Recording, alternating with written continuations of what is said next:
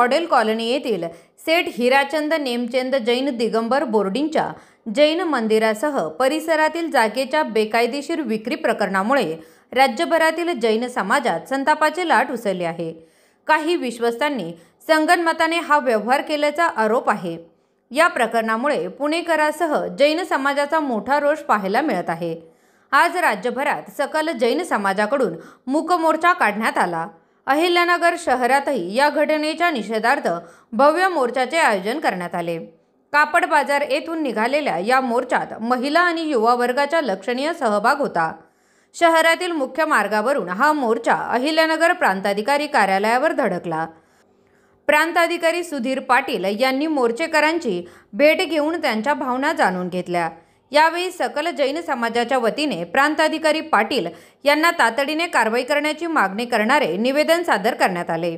जैन समाजाचा हा लढा जागेचे पावित्र्य जपण्यासाठी असून या बेकायदेशीर कृत्याला तीव्र विरोध दर्शवत आहे। पुण्यामध्ये जैन हॉस्टेल जैन समाजाचं जे 70 वर्षापासूनचं जे विद्यार्थ्यांना उच्च शिक्षणासाठी जे हॉस्टेल तयार केलं होतं त्याचा जो विक्रीचा व्यवहार झाला होता बेकायदेशीररित्या, त्याच्या निमित्त त्याच्या निषेधार्थ संपूर्ण देशामध्ये सर्व जैन समाज एकत्र येऊन त्याला गुरुदेवांनी महाराज साहेबांनी आशीर्वाद देऊन मार्गदर्शन करून जे आंदोलन चालू केलं आहे त्याला संपूर्ण समाजाचा पाठिंबा आहे।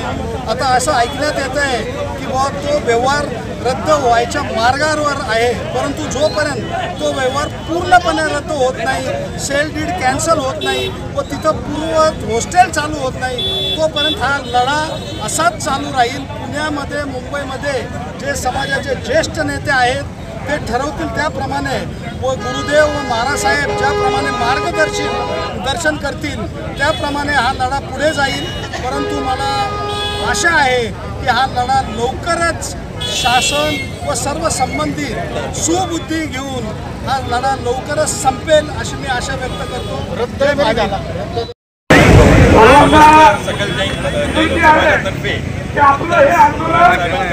दिलेला आहे। हा निवेदन संदर्भात आहे आणि